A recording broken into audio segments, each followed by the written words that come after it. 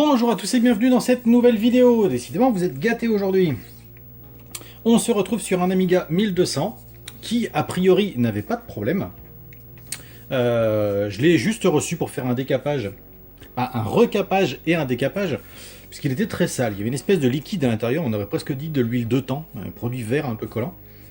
Donc j'ai décapé la carte, j'ai retiré tous les condensateurs, entièrement nettoyé, et bien évidemment je l'ai passé à l'oscillo au niveau de l'audio, puisque tout fonctionne.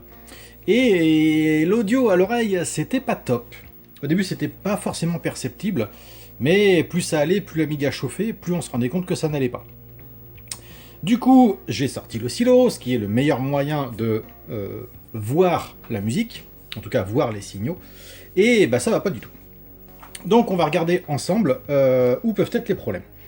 Première chose, la carte est entièrement recapée, sauf les condensateurs traversants. Je les ai pas remis parce que là ils sont pas en cause. Et j'ai retiré l'ampli et j'ai retiré les deux condensateurs qui sont ici. Donc ils corrigent le plus 12 et le moins 12. Parce que là, ils ne seront pas forcément nécessaires. Donc on va regarder ensemble ce qui peut poser problème. Donc là, il y a du son qui défile, mais que je n'entends que très très faible sur ma télé.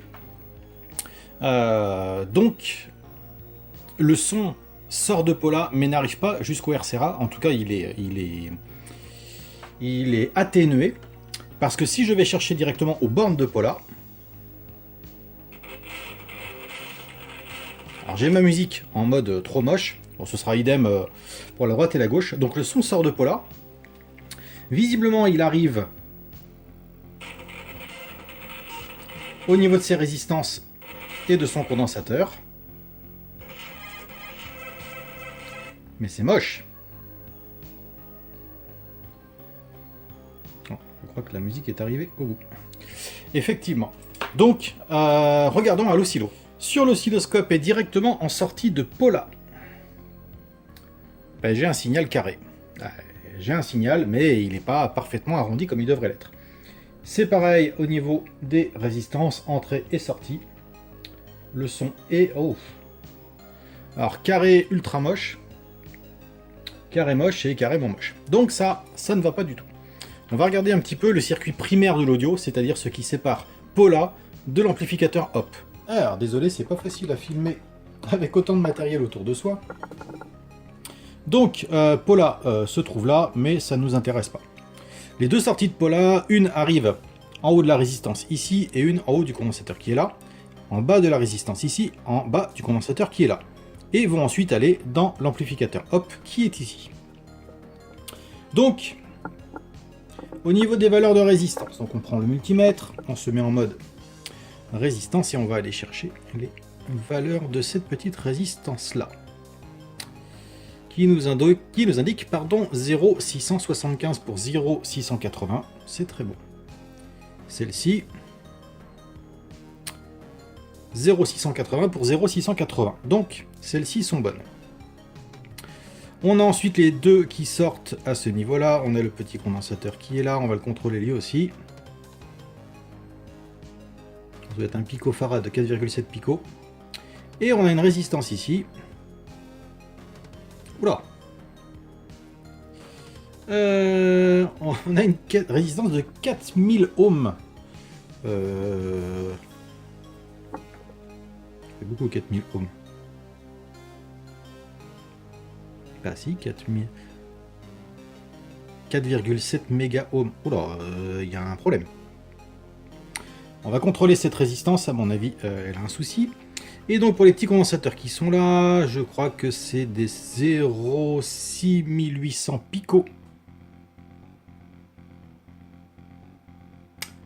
Eh ben là on est à 0. Eh ben on est à 0. Ah tiens, il est cramé. Et ici on est à 0 aussi. Ah bah alors on est pas mal là. Je vais reculer la caméra, on va dessouder et remplacer les deux condensateurs qui sont ici. Puis on va jeter un œil à cette résistance en bas qui m'a l'air un peu douteuse. Bien, comme un idiot, j'ai oublié d'allumer la caméra pendant que j'ai dessoudé. Bref, j'ai remplacé les deux condensateurs et la fameuse résistance qui avait une valeur un peu étrange, ben la voici. ou du moins ce qu'il en reste. Elle était cassée en deux, donc on la remplacera. Normalement, elle ne devrait pas nous gêner pour le test. Donc on va tester les condensateurs maintenant qu'ils ont été remplacés, voir si la valeur est bonne. Pour ça, toujours en ohmmètre, je vais essayer de le mettre devant vous. Hop là. Voilà, c'est à peu près visible. On a donc, hop, à 0,675. Et on doit avoir la même chose ici. 0,680. Ça c'est bon, c'est la même valeur que la résistance qui est à côté. C'est peut-être normal, vu que ce sont... Oh, désolé, j'ai oublié le nom. Le fait de mettre une résistance et un condensateur sur le même circuit. J'ai oublié le nom de ce montage.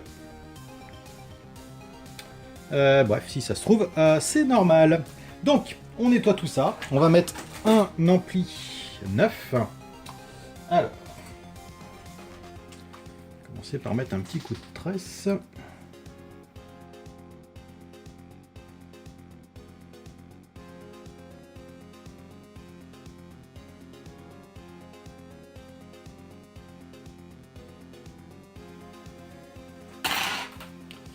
On va lui mettre un petit point de soudure.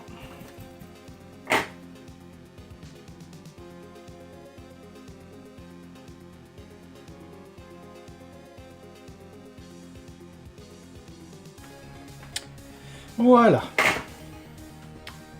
Maintenant, si on rallume la bête, ça ne doit pas prendre feu. Déjà, ça démarre normalement. Allez, c'est parti, 2 condensateurs neufs, un ampli neuf et surtout la résistance R301 neuve. C'est surtout elle qui est importante, hein. Je pense que des condensateurs, ils n'étaient pas passants, donc je me dis que c'était pas encore trop grave. Par contre, R301, à partir du moment où elle a un problème, le son est immonde. Alors, on balance l'audio. Déjà, la musique est beaucoup plus agréable à l'oreille. On lance un signal de 500 Hz. On va aller regarder directement aux bornes de Pola.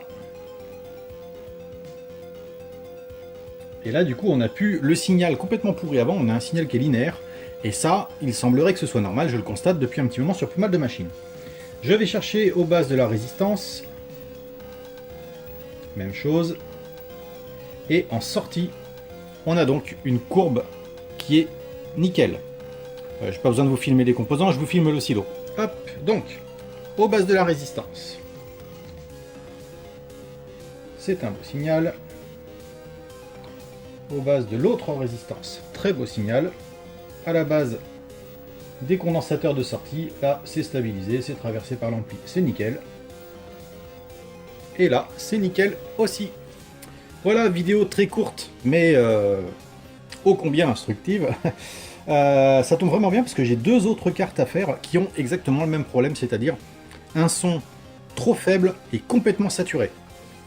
Et j'en avais parlé dans d'autres vidéos où je disais que quand je mesurais Pola à sa sortie, j'avais des oscillations qui étaient absolument immondes. Et sur un Amiga qui est parfaitement fonctionnel, en sortie de Pola, j'ai un trait parfaitement droit.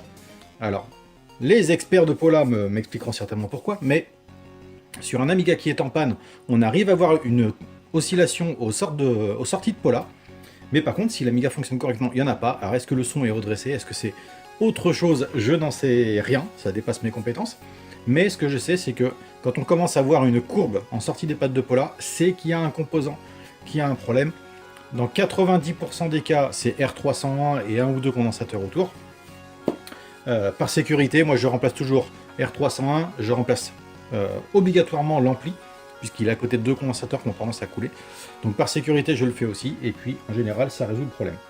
Voilà, 1200 de sauvé, qu'il va falloir remonter, et qui est reparti pour quelques années. Je vous remercie d'avoir regardé cette vidéo, et je vous dis à très bientôt. Ciao!